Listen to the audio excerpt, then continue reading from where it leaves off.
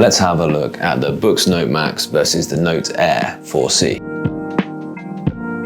They were both announced at the same time, but they really are very different devices. One thing I'll say is that the price difference isn't that much to go from the Note Air 4C up to the bigger Note Max.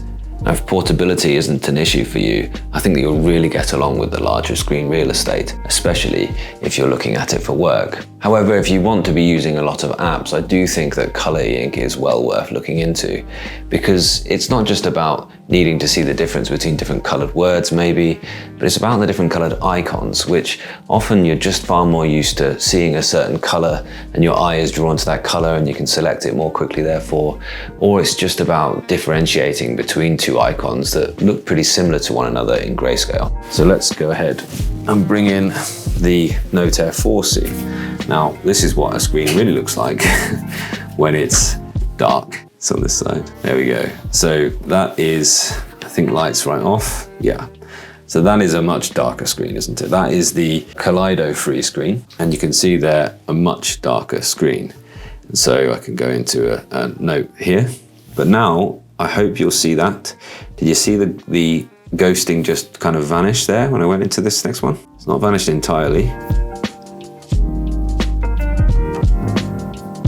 But what am I in? I'm in balanced mode. And I find with the balanced mode that generally you can enjoy watching the ghosting just kind of disappear as you change screens. But I'm not seeing that. I'm not seeing this white space clear out on the Note Max. The Note Air 4C, I'm seeing the ghosting gradually fade, where it is not doing that in the same way, at least, on the Note Max.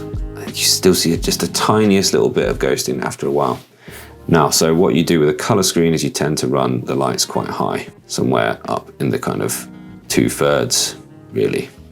And then you can sort of match them up in terms of you see that ghosting just vanish? Still evident slightly there though, surprisingly. Let's go into the HD mode then and get the best. You can just see it sort of fade away. And it's possibly not even as good as the Tab Ultra C Pro does. I don't know if you noticed during the demonstration, but it was far more obvious to me reviewing the footage for this edit that actually the Note Air 4C wasn't performing as well as I would have expected it to. It wasn't removing the ghosting as well as I thought it would. So let's actually bring the Tab Ultra C Pro into this comparison, because this device is really a high watermark for performance in ghosting. This is the performance I would expect for a BSR enabled tablet to do. I mean, look at it clearing out that white space. There's still a tiny remnant of those apps there, but mostly they're entirely gone. I do believe I've got this in, the very fastest of the modes.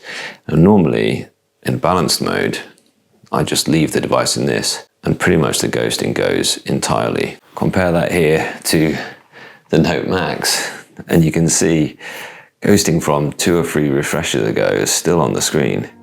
And even if I give it a full refresh, I'm sometimes still seeing the remnants of the previous page on there. Yeah. Hard to see on the camera, probably that one. But I'm just confused as to why this does not have the same performance, but also not even the same screen modes.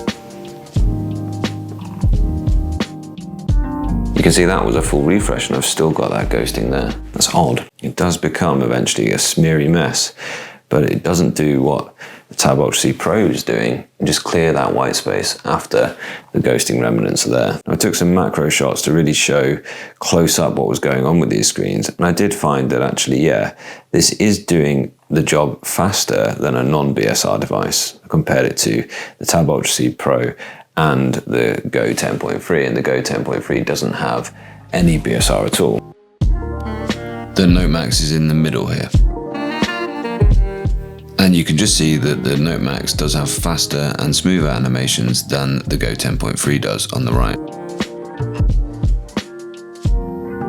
But the Note Max in A2 mode does give more ghosting than the Tab Ultra C Pro on the left in any of its fast modes.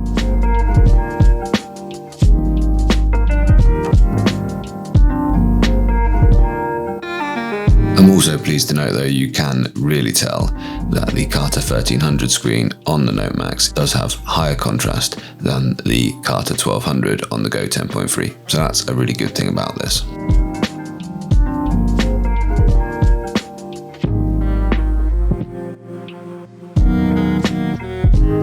And you can see that the Note Max is doing the Boox Super Refresh thing in that it is refreshing a lot quicker than the Go 10.3. You see that? It's just like now a lot of that ghosting has just faded away here on the Note Air 4C. So the Note Air 4C it's a different beast really. It's a color tablet obviously, and it has a different processor. And here's where I want to highlight an advantage, a major advantage of the Note Max. I'll just come right out. You can see the ghosting just fade there.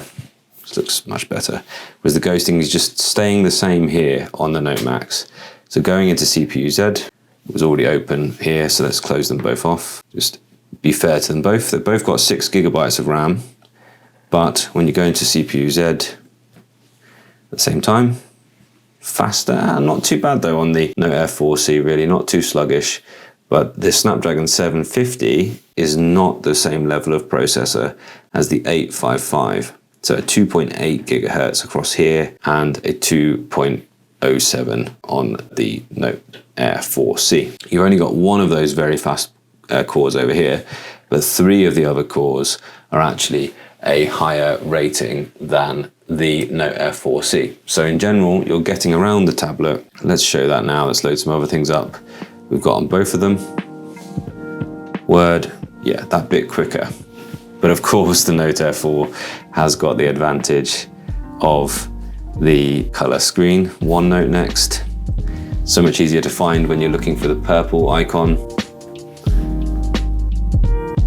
About the same, not too bad from the Note Air 4C. So the Note Air 4C, certainly not sluggish. It's almost all aluminium build across here. It is slightly thicker.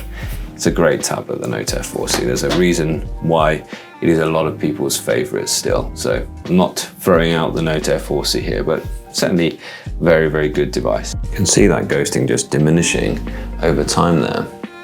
Something that just isn't happening on the Note Max. Still though, it looks wonderful at this size. And it's good value for a tablet at this size. Now the Tab Ultra C Pro is an older version of Android, so perhaps there's something in that they're just taking their time to actually get it updated and figure out how to code specifically for that version of Android. But I can't really see any reason why that would be the case. And I don't see the reason why they've left out those screen modes here on the Note Max. It's just a difficult one because obviously I want to really love this device. I think it's a really appropriate device for work. Yeah. And perhaps it's something to do with their efforts to optimize for battery, because they did manage that in the Note Air 4C to get it working really well with BSR and with an excellent battery life. Fingers crossed, all will come good. Yeah, Kaleido 3 is based on the Carta 1300, I think I'm right in saying. So Kaleido has the, mashup mic's absolutely right. It has, essentially it's a Carta 1300, but with the color printed layer on top. When you darken certain areas, you can show more or less of different colors, which are currently all mixing to make white across here. And when you darken certain areas, if you dark the green and the blue, then you get red, basically. So yeah, this is the odd thing. Functional dock, there is BSR. It has a BSR mode, but it isn't doing what I normally would expect BSR to do. So I don't know whether they've been, listening to some of the criticism of BSR and they've actually decided to sort of redesign BSR on this device to allow it to have better battery life. That might be one thing. Maybe this is Android 13. Both of them are Android 13 now. This is on the firmware 4, which, you can add pages to a Supernote style outline. But Voya's right about that, by the way, when he said that just isn't implemented as well as it is on the Supernotes. So I'm wondering whether, having done that redesign, they just haven't quite cracked the BSR and we're going to get a better firmware. But I've been told, no, this is the firmware, this is what it's been launched as, and those are the intended screen modes that there are. Maybe I think Kaleido 3 is based on Carta 1300, but I could be wrong. Yep, you can definitely do things on the Google Play things on Google. So you can go to Google Chrome, for instance. You can really fire up, let's do it. Let's try and push it a little bit. Let's go to Auntie Beeb, see what's happening in the world. Yep. And just scroll about. You can see it is responsive, it looks really good. It looks really good to me. What am I in there? I'm in the faster mode of the two. Let's just link in. Just look at Megan's new show. Yeah, I mean, that looks good. Get quite a bit of flicker there. Can you see the flicker there? That's a hallmark of the BSR. Now in the normal mode, how does that look? It doesn't go into an X mode when it kind of scrolls though. Let's just pop both of them on side by side. So the Boox No Max is here, and well, I couldn't resist getting out of the box, and I don't have all that much time, but I'm just gonna whip out. Just getting out of the box, and I don't have all that much time, but I'm just gonna whip out the box and have a quick look at it. But if you guys have questions, then I'll try my best. Now remember, the reason to show this is not because I would generally watch video on here, but it's just showing the screens performing at their best, and also giving you a quick look at the sound. I think they must be exactly the same speakers because they sound very, very similar indeed. Let's just have a look there. That's in its if you guys have questions, then normal mode. To answer as many questions as I can in the comments section below. So go ahead and fire them down there, and then I'll come back to the live stream. And yes, I will test the battery. It's a concern, but it seems okay so far. I'm gonna obviously bring that back once I've used it for a little while. Let's go into ultra fast now, which should be its best sort of performance of videos. Answer as many questions as I can in the comments section below. So and that's quite incredible. Then I'll come back to the live stream probably on Thursday night, so I hope to see you there. This is. But why am I not able? Isn't it? This is a 13.3 inch. On Thursday night, so why am I not able to choose that ultra fast mode across here? I don't know. To see you there. This is the big one, really, isn't it? This is a 13. I mean, contrast does look really good though, doesn't it? It does look really sharp.